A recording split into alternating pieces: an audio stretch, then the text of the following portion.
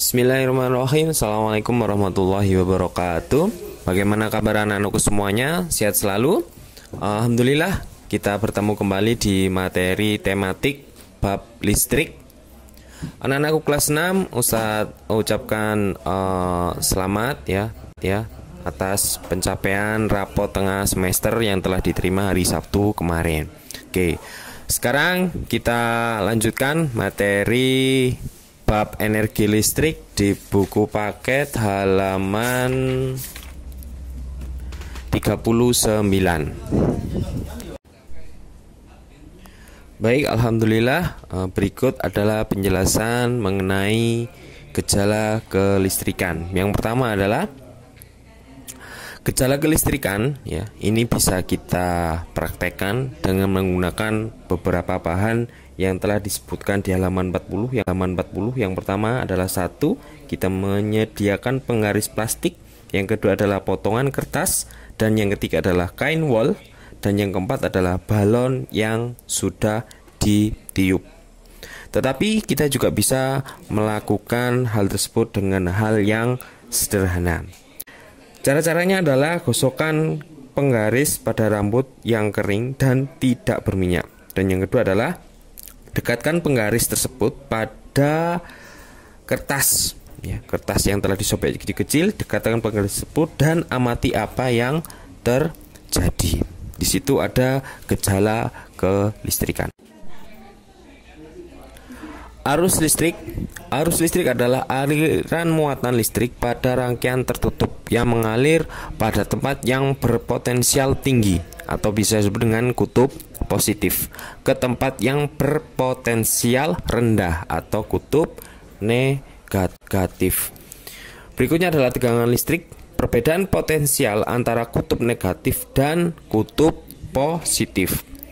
Rangkaian-rangkaian listrik, ya, terdiri atas 3 rangkaian. Yang pertama adalah rangkaian seri, yang kedua adalah rangkaian paralel, dan yang ketiga adalah rangkaian campuran, yang terdiri atas rangkaian seri dan rangkaian campuran.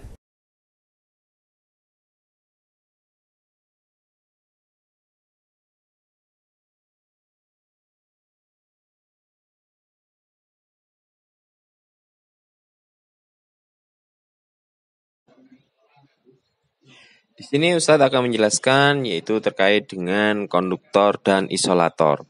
Bahan-bahan konduktor, ya, itu adalah benda-benda yang dapat menghantarkan arus listrik dengan baik. Contohnya adalah seperti tembaga, besi, aluminium, dan seng.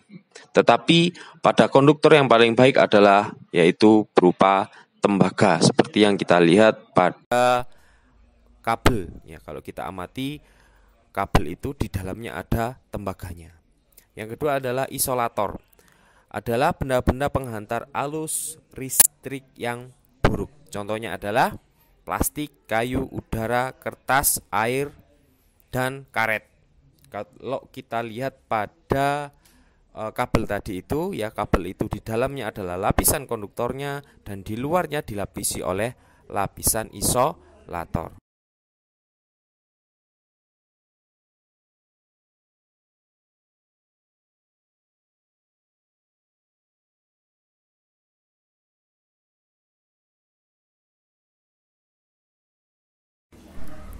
Sumber-sumber energi listrik. Yang pertama adalah batu baterai, yang kedua adalah aki, yang ketiga adalah dinamo, dan yang keempat adalah generator. Kita kembali pada yang pertama, yaitu batu baterai. Batu baterai ini pada lapisan luar itu adalah seng, dan di lapisan dalamnya terdapat beberapa bahan-bahan kimia.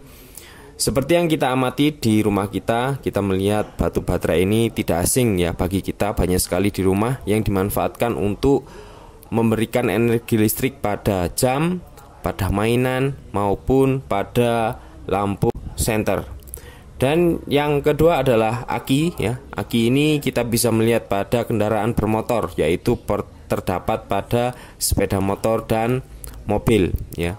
Aki ini juga terdapat beberapa perubahan energi kimia ketika aki itu sedang digunakan, yaitu terjadi perubahan energi kimia menuju listrik. Tetapi Pada saat pengisian ulang aki tersebut merupakan terdapat perpindahan energi, yaitu energi listrik menuju energi kimia. Dan yang ketiga adalah dinamo ya. Dinamo ini saat ini sudah jarang sekali yang menggunakannya ya. Kalau kita melihat dulu sering ayah kita atau ibu kita menggunakan dinamo ini pada sepeda pancal ya. Itu kita bisa lihat untuk menghasilkan energi listrik yang digunakan untuk lampu penerangannya. Dan yang terakhir adalah generator ya. Prinsip generator ini adalah perubahan energi gerak menjadi energi listrik ya. Tegangan listrik yang paling besar dihasilkan oleh generator ini adalah di PLTA ya, pembangkit listrik tenaga air. Ada juga PLTU, pembangkit listrik tenaga uap dan lain sebagainya.